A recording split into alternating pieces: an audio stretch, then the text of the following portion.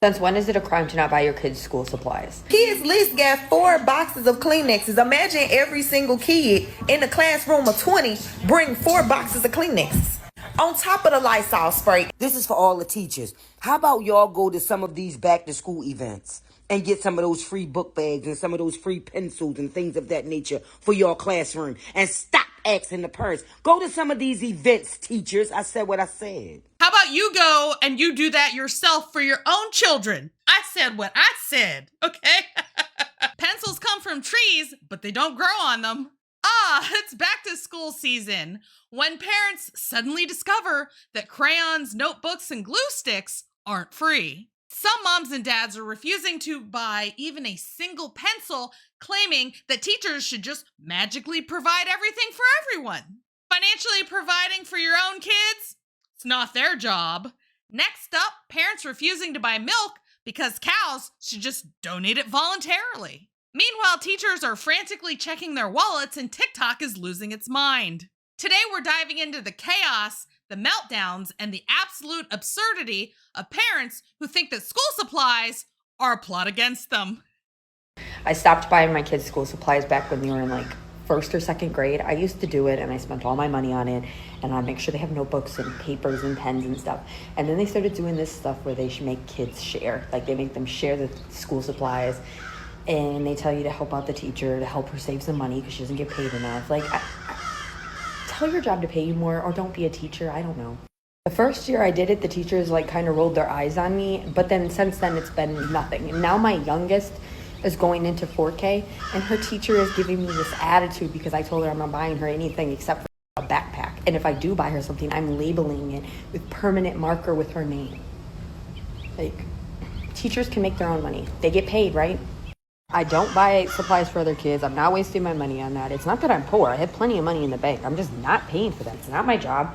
Like, I'll pay for my own kids, and that's it. They can use the community jar, the community crayons. I'm not buying them their own, especially if they're going to share it. Sheer hubris. I feel like when it comes to the school supplies, if every student in the classroom is bringing the supplies that was listed, why is it that everybody have to combine everything together and share?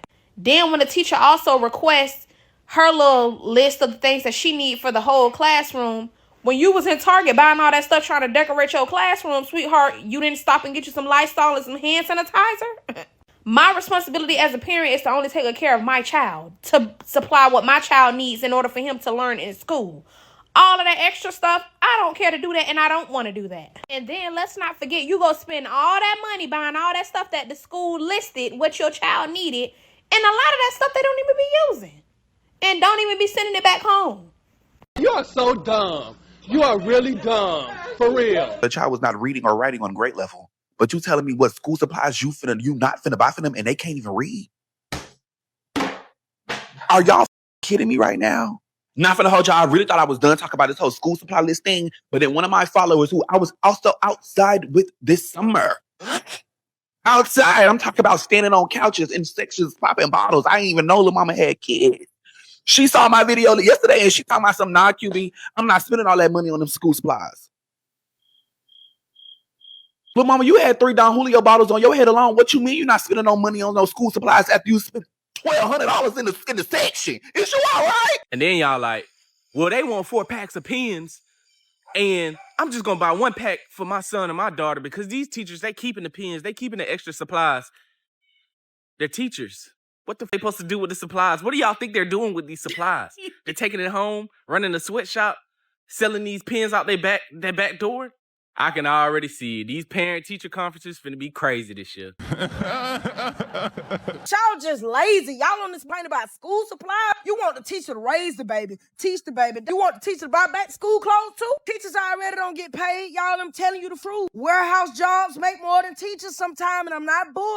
Man, don't you know in some states the garbage man make more than the teachers? You want them to supply your kids? Don't you know if they got to supply your kids, they got to supply all. So you mean to tell me you want this teacher to supply 25 students school supplies? Have you lost your mother mind? Stop being lazy. Don't be a parent. Y'all so lazy. You already hand the baby the tabby. You ain't raising them. Coco Melon is raising the baby. Miss Rachel watching the baby while you sleeping. What the you did with your tax money?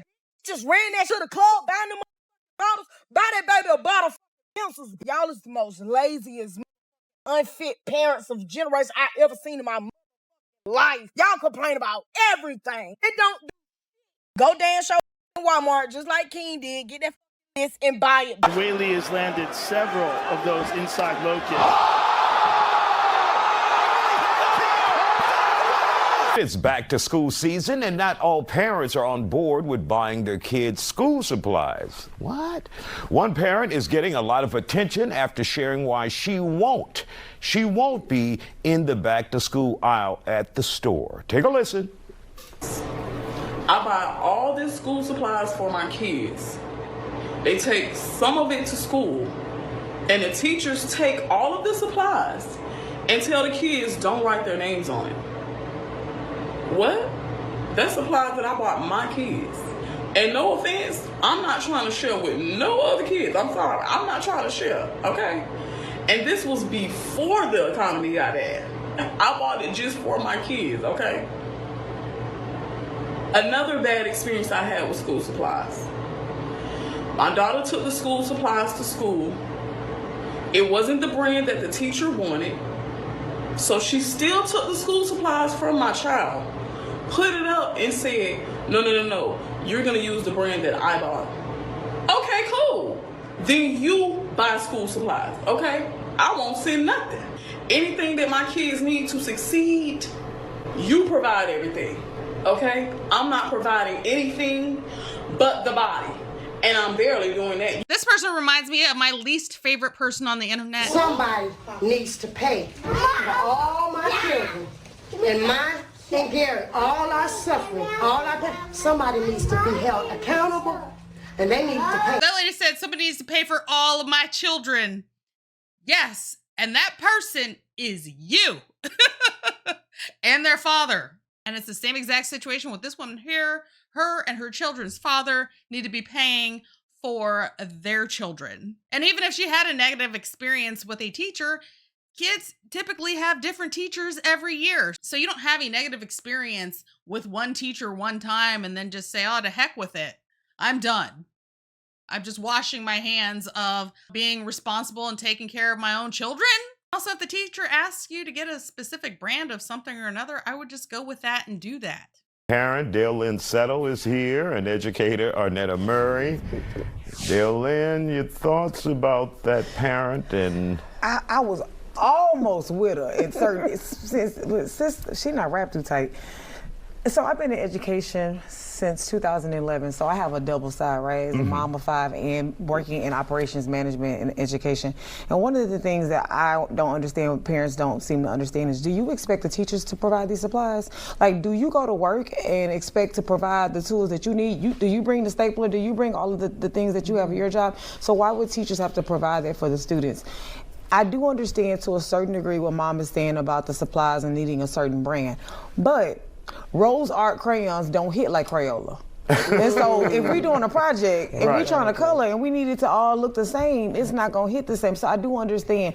Or, not being funny, but dollar store scissors may not cut like a certain pair of the right-handed or left-handed scissors that they're requiring. So I do understand that. But at some point, we as parents have to be responsible and say, hey, we are responsible for our children and what the school needs. And what they do with these supplies when we take them to the school, we are no longer in control of that. So if they do use them for the general classroom, and they have to understand, they're not using the supplies that you brought for your baby, for little baby. They're not using that for everybody. What they're doing is that they're storing them and only pulling them out as needed. And so just like they used to do with the box of tissues, we all brought a box of tissue. They're not putting 24 boxes of tissues out at one time. They putting out one box at a time, and then when we need more, we recycle it. So I feel like they don't really understand what's going on in the classrooms to be able to make these assumptions. But yes, it's not wrapped too tight for me. Yeah. She's right. I can't even debate it. It's not even debatable. All right, Arnetta, you're a teacher on the front lines. Your thoughts? No, I agree. And I think maybe the teachers that she had was a little bit strict. But most teachers are not like that. We think for the first, can you meet us halfway? The first day, get get the supplies, parents, because throughout the year, we're going to be supplying for those students. I know I've done it and still do it. So that being said, I think she was just, to me, looking for a loophole. I was almost with her showing some stuff, but she kind of got a little off track and got a little ratchet, like Angela said, a little ratchet. And so, but no, we have to be careful. Number one, she needs to understand, money is not coming our way. Public funds. Our money is different now. We are not getting funds like we're getting. We're not getting paid like we should. So we're trying to make the best of a situation. So most of the time we do. The teachers are going beyond the call of duty. We're just saying, the first week of school, can you give us some supplies? Right. And if you give it to us, just give it to us. We're going to do what's right. But, she just I think the teacher actually probably had some bad apples. And we all know bad apples spoil the whole bunch. And so I think that the teachers are becoming more stern because they have had parents that have stood up and said, I'm not doing this and I'm not doing that. So they've had to set these standards and these rules. And so, like I said, I do understand mom to a certain degree. I think she might have had some tough teachers, like I said, that might not have been as understanding as they should have been. But it's getting tough out there for everybody. It's tough for the parents. It's tough for the teachers. But again, as she said, they are not getting paid what they should be getting paid to be providing for. I mean, I have 5 that I provide for. I can't imagine doing that for 24 kids in a classroom, making sure they have everything they need, plus mine at home too. So no, I just think that we need to be show a little grace on both sides. And one of the things that we talked about in the last segment is a village. So if you can help other kids, why not? Exactly. If you can afford to. That's the big question.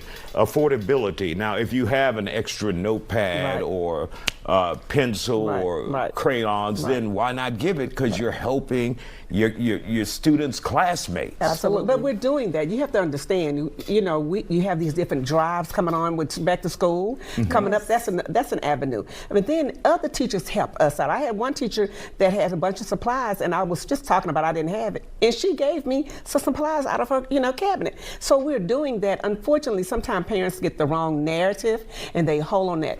And again, if she was just possibly involved, she probably would have understood it a little bit different. She clocked that. Thank you guys for joining us here on The Factor Uncensored. And if you have some extra school supplies left over, take it to your teacher or your kids' teachers or the school. You don't even have to, have a kid go there. You have school supplies, take them to the school, help them out. I mean, a coffee link to buy Leroy a dog treat. Leroy, stop that. You're so cute. Oh, I love you. I love you. You guys steal the show. Thank you for tuning in to another episode of Red Dawn Daily with your host, me, Dawn Marie, and sometimes Leroy. Leroy, you're not bored, are you? Leroy, did you know that 9 out of 10 people only watch to see you? Yeah. I'm just kind of here holding space for you. It's true. It's true. Leroy, you're so much fun. You're way more fun than any puppet. Right, Leroy?